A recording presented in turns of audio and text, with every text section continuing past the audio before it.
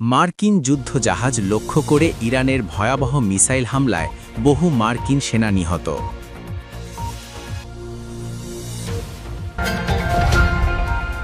মার খাওয়া ছাড়া উপায় নাই ইসরায়েলের। ইরানি 10 মিসাইলের 8টি পড়েছে ইসরায়েলে। ইরানের হামলায় অন্ধ মার্কিন সামরিক বাহিনী। E-3 সেন্ট্রি ছাড়া কতটা অসহায় যুক্তরাষ্ট্র।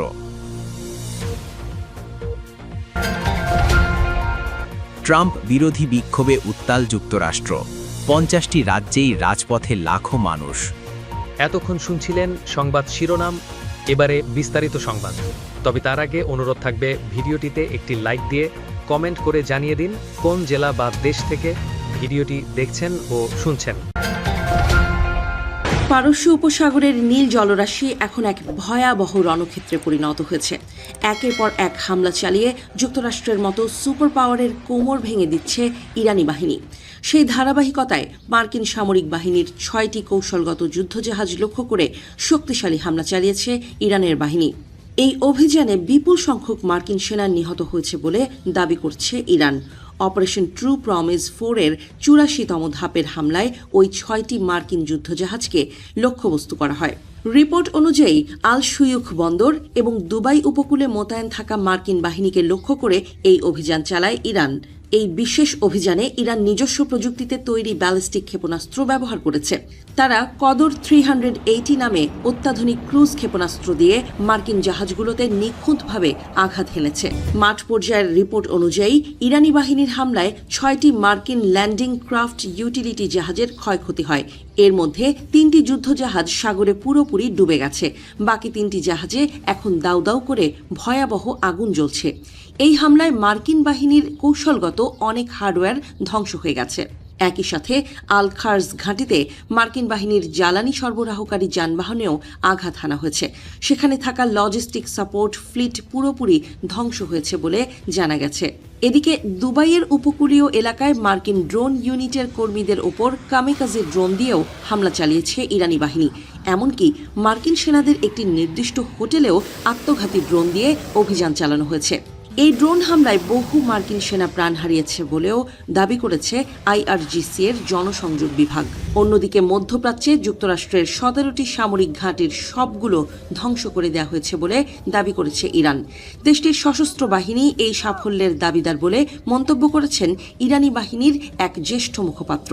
এক সাক্ষাৎকারে সশস্ত্র বাহিনীর জেনারেল স্টাফের মুখপাত্র ব্রিগেডিয়ার জেনারেল আবুল ফজল শেখারচি বলেন, পশ্চিম এশিয়া অঞ্চলে যুক্তরাষ্ট্র নিজেদের 17টি ঘাঁটি স্থাপন করেছিল।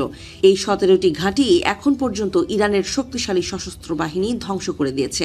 আমেরিকানরা তাদের ঘাঁটি ও সেনাবাহিনী রক্ষা করতে পারেনি। 2025 সালে ইসরায়েল ও যুক্তরাষ্ট্রের বিরুদ্ধে 12 দিনের যুদ্ধের প্রসঙ্গ টেনে শেখারচি বলেন, ওই যুদ্ধের পর ইরান তার প্রতিরক্ষামূলক নীতিকে আক্রমণাত্মক নীতিতে পরিবর্তন করেছে। তিনি বলেন, গত 47 বছরে ইরান কোনো দেশকে আক্রমণ করেনি এবং ভবিষ্যতেও অন্য দেশে আগ্রাসন চালাবে না। ইরানের আক্রমণাত্মক নীতির অর্থ হল, যদি কোনো দেশ আমাদের ওপর হামলা চালায় আমরা পাল্টা আঘাত করব। যতক্ষণ না প্রতিপক্ষ ধ্বংস হয় ততক্ষণ পর্যন্ত হামলা চলবে বলেও হুঁশিয়ারি দেন শেখারচি। বিশেষজ্ঞরা বলছেন, ইসরায়েলের উস্কানিতে ইরানের ওপর হামলা চালিয়ে বড় ধরনের বিপদে পড়েছে যুক্তরাষ্ট্র। যুদ্ধে জড়িয়ে ইরানের হামলায় মধ্যপ্রাচ্যে থাকা 17টি ঘাঁটি ধ্বংস হয়ে গেছে। এর মাধ্যমে মধ্যপ্রাচ্যে যুক্তরাষ্ট্র তাদের কৌশলগত প্রভাব চিরতরে হারিয়ে ফেলতে পারে বলেও মনে করছেন অনেক বিশ্লেষক। কথায় আছে, ইট মারলে পাটকেল খেতে হয়। ইসরায়েলের অবস্থা এখন ঠিক এমনই। ইরানের যুদ্ধের কলকাঠি নাড়তে এসে উল্টো বিপদে পড়তে হয়েছে নেতানিয়াহুকে।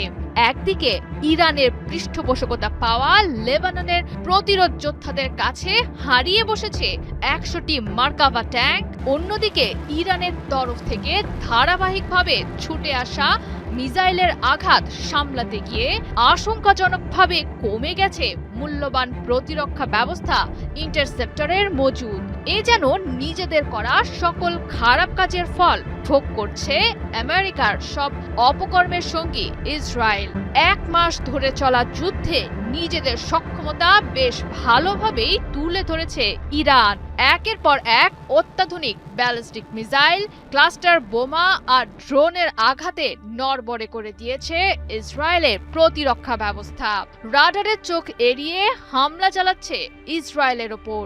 4 সপ্তাহ ধরে ইরানের হামলা প্রতিহত করতে গিয়ে এবার নিজেদের কাছে থাকা অ্যারো ইন্টারসেপ্টরের সংকটে পড়েছেন নেতানিয়াহুর সেনারা।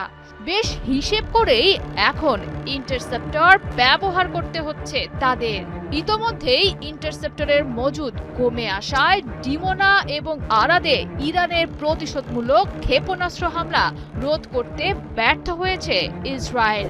নিজেদের ব্যর্থতা লুকাতে ইসরায়েল জানাচ্ছে তারা এখনো 90 থেকে 92% ক্ষেপণাস্ত্র প্রতিহত করতে সক্ষম। তবুও বাস্তবতা বলছে ভিন্ন কথা। বিশ্লেষকদের ধারণা, সংঘাতে প্রথম 16 দিনেই ইসরায়েলি বাহিনী প্রায় $26 বিলিয়ন ব্যয়ে 11,294টি যুদ্ধাস্ত্র খরচ করেছে। এদিকে এখন পর্যন্ত 400টির বেশি ব্যালিস্টিক ক্ষেপণাস্ত্র নিক্ষেপ করেছে ইরান। ফলে অনেকটাই কমে এসেছে ইন্টারসেপ্টরের মজুদ। বলা হচ্ছে ইতোমধ্যেই অ্যারো 2 এবং অ্যারো 3 প্রতিরক্ষা ব্যবস্থার প্রায় 80% ব্যবহার করে ফেলেছে ইসরায়েলি প্রতিরক্ষা বাহিনী। প্রতিটি অ্যারো 2 ইন্টারসেপ্টরের আনুমানিক মূল্য $1.5 মিলিয়ন এবং অ্যারো 3 এর মূল্য প্রায় $2 মিলিয়ন হওয়ায় এগুলোর উৎপাদন বেশ ব্যয়বহুল। তাছাড়া এটি তৈরিতে বেশ দীর্ঘ সময় লাগে।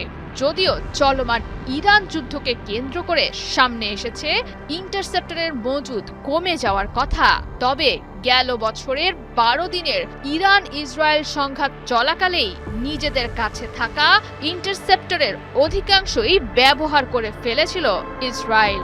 ইরানের ক্ষেপণাস্ত্র চ্যালেঞ্জের মুখে বর্তমানে ডেভিড স্লিং এবং আয়রন ডোম প্রতিরক্ষা ব্যবস্থা ব্যবহারের দিকে ঝুঁকেছে ইসরায়েলের সেনারা। তবে ইরানের এলোপাতারি হামলায় সেগুলোর মজুদও এখন ক্রমশ কমে আসছে। ঘাটতি এড়াতে যেমন বিভিন্ন জনবসতিপূর্ণ এলাকায় আঘাত আসলে সেটি আর তেমনভাবে প্রতিরোধের চেষ্টা চালাচ্ছে না ইসরায়েল। কেবলমাত্র গুরুত্বপূর্ণ কোনো কিছু হলে তবেই তারা হাত দিচ্ছে ইন্টারসেপ্টরের মজুদে। মার্কিন সামরিক বাহিনীর জন্য দিনটি ছিল এক দুঃস্বপ্নের মতো। সৌদি আরবের প্রিন্স সুলতান বিমান ঘাঁটিতে ইরানের একের পর এক ক্ষেপণাস্ত্র আর ড্রোন যখন বৃষ্টির মতো আছড়ে পড়ছিল, তখন খোদ মার্কিন আকাশ প্রতিরক্ষা ব্যবস্থায় মুখ থুবড়ে পড়ে। এই হামলায় মারাত্মকভাবে ক্ষতিগ্রস্ত হয়েছে পেন্টাগনের অত্যন্ত গুরুত্বপূর্ণ E-3 সেন্ট্রি উড়োজাহাজ, যা মূলত যুদ্ধক্ষেত্রে আগাম সতর্কতা এবং শত্রুর গতিবিধি নিয়ন্ত্রণের প্রধান হাতিয়ার হিসেবে পরিচিত। বোয়িং 707 এর ওপর গম্বুজাকৃতির রাডার বসানো এই বিমানটিকে বলা হয় আইজ ইন দ্য স্কাই বা আকাশের চোখ। নেটোর তথ্য অনুযায়ী এই অ্যাওয়াক্স প্রযুক্তি কয়েকশো মাইল দূর থেকে নিচু দিয়ে উড়ে আসা শত্রু বিমান বা মিসাইল শনাক্ত করতে সক্ষম। যে বিমানটি মিত্র বাহিনীর যুদ্ধ বিমানকে কমান্ড ও কন্ট্রোল করার কথা, সেটি ইরানের নিখুঁত নিশানায় এখন অকেজো। হামলায় অন্তত 15 জন মার্কিন সেনা আহত হওয়ার খবর দিচ্ছে আন্তর্জাতিক সংবাদ মাধ্যম আল জাজিরা। ক্ষয়ক্ষতির তালিকা কেবল E-3 সেন্ট্রিতেই সীমাবদ্ধ নয়। হামলায় পেন্টাগনের দুটি KC-135 ফুয়েলিং উড়োজাহাজও ব্যাপকভাবে ক্ষতিগ্রস্ত হয়েছে। মাঝ আকাশে যুদ্ধ বিমানকে জ্বালানি সরবরাহ করা এই বিশালাকার বিমানগুলো অকেজো হয়ে পড়ায় মার্কিন বিমান বাহিনীর অপারেশনাল ক্ষমতা এখন বড় ধরনের চ্যালেঞ্জের মুখে। এর আগে ইরাকের আকাশেও একই ধরনের একটি বিমান ধ্বংস হয়ে 6 ক্রুর সবাই নিহত হয়েছিলেন। সামরিক বিশ্লেষকরা বলছেন, ইরানের এই সম্মিলিত হামলা মার্কিন পেট্রিয়ট বা থার্ড মিসাইল সিস্টেমের কার্যকারিতাকে প্রশ্নের মুখে ঠেলে দিয়েছে। একের পর এক রিফুয়েলিং এবং নজরদারি বিমান ধ্বংস হওয়ায় পেন্টাগনের দীর্ঘ 50 বছরের আকাশপথের আধিপত্য এখন হুমকির মুখে। একদিকে সেনা সদস্যের মৃত্যু, অন্যদিকে কোটি কোটি ডলারের যুদ্ধ বিমান ধ্বংস হওয়া, সব মিলিয়ে হোয়াইট হাউস এখন নিজেদের তৈরি করা রণকৌশলের জালেই আটকা পড়েছে। বর্তমানে মধ্যপ্রাচ্যের আকাশ সীমায় মার্কিন আধিপত্য যে তাসের ঘরের মতো ভেঙে পড়েছে, এই হামলা তারই বড় প্রমাণ। পেন্টাগনের আকাশের চোখ অন্ধকার করে দিয়ে ইরান বুঝিয়ে দিল, এই যুদ্ধ আর কেবল একতরফা নেই, ধ্বংসপ্রাপ্ত E3 সেন্ট্রি আর পুড়তে থাকা মার্কিন ঘাঁটি এখন বিশ্ব রাজনীতির নতুন মানচিত্র আঁকছে। যে দেশের জন্ম হয়েছিল রাজতন্ত্রের শৃঙ্খল ভেঙে, সেই আমেরিকার আকাশ এখন নো কিং স্লোগানে প্রকম্পিত। নিজের দেশের নাগরিকরাই যেন বিরক্ত ট্রাম্পের ওপর। দ্বিতীয় মেয়াদে ক্ষমতা গ্রহণের পর তার বিতর্কিত সব সিদ্ধান্তের প্রতিবাদে রাজপথে নেমে এসেছে লাখ লাখ মানুষ। ওয়াশিংটন থেকে লস অ্যাঞ্জেলস, সবখানে সাধারণ মানুষের একটাই দাবি, গণতন্ত্রের পবিত্রতা রক্ষা করা। এবারের আন্দোলন মার্কিন ইতিহাসের সব রেকর্ড ভেঙে এক নতুন মাইলফলক স্পর্শ করেছে, যা প্রমাণ করে দিচ্ছে মার্কিন জনগণ তাদের গণতান্ত্রিক অধিকার রক্ষায় কতটা আপোষহীন। তবে কি শেষ হতে চলেছে ট্রাম্পের ক্ষমতা? যুক্তরাষ্ট্রে আবারও উত্তাল হয়ে উঠেছে রাজপথ। ক্ষমতা, নীতি এবং যুদ্ধ, এই তিন ইস্যুকে কেন্দ্র করে শনিবার নো কিংস নামক আন্দোলনের ডাক দেয়া হয়েছে। নো কিংস আন্দোলনের তৃতীয় বড় কর্মসূচি হিসেবে যুক্তরাষ্ট্রের 50টি অঙ্গরাজ্যে 3,300 এর বেশি সমাবেশ অনুষ্ঠিত হয়েছে, যেখানে রাস্তায় নেমেছে লাখো মানুষ। আর বড় শহরের গণ্ডি পেরিয়ে এবার ছোট শহরগুলোতেও ছড়িয়ে পড়েছে এই বিক্ষোভ, যা এটিকে সাম্প্রতিক ইতিহাসের অন্যতম বিস্তৃত আন্দোলনে পরিণত করেছে। আন্দোলনের কেন্দ্রবিন্দু ছিল নির্বাহী ক্ষমতার অপব্যবহারের অভিযোগ, তবে বাস্তবে এতে যুক্ত হয়েছে বহু ইস্যু। ইরানকে ঘিরে নতুন যুদ্ধের আশঙ্কা, লাগামহীন দ্রব্যমূল্য, কঠোর অভিবাসন নীতি এবং গর্ভপাত অধিকারের সীমাবদ্ধতা। এসব কারণে প্রেসিডেন্ট ডোনাল্ড ট্রাম্পের বিরুদ্ধে জন অসন্তোষ আরো তীব্র হয়েছে। এ বিষয়ে মিনেসোটার গভর্নর বলেন, গণতন্ত্র হুমকিতে পড়লে মিনেসোটা কখনো নীরব থাকবে না, আর তাই সবচেয়ে বড় সমাবেশটি হয়েছে মিনেসোটাতেই। অন্যদিকে লস অ্যাঞ্জেলসেও লক্ষাধিক মানুষের ঢল নামে। অংশগ্রহণকারীরা বলছেন, অর্থনৈতিক চাপ এখন মানুষের প্রধান উদ্বেগ, যা যুদ্ধ পরিস্থিতির কারণে আরও বাড়ছে। অন্যদিকে এমন আন্দোলন ইসরায়েলেও জোরালো হচ্ছে। এর আগে গত অক্টোবরে প্রায় 70 লাখ মানুষের অংশগ্রহণে যুক্তরাষ্ট্রের সর্ববৃহৎ বিক্ষোভ হয়েছিল। আয়োজকদের ধারণা, এবারের সংখ্যা সেই রেকর্ড ছাড়িয়ে যেতে পারে। এই আন্দোলন ছড়িয়ে পড়েছে Rome, Paris, Madrid, Amsterdam, Sydney ও টোকিও সহ বিশ্বের অন্তত 15টি দেশে। সব মিলিয়ে দাবানলের মতো ছড়িয়ে পড়ছে নো কিংস আন্দোলন, যা একটি বৈশ্বিক প্রতিবাদের প্রতীকে পরিণত হচ্ছে।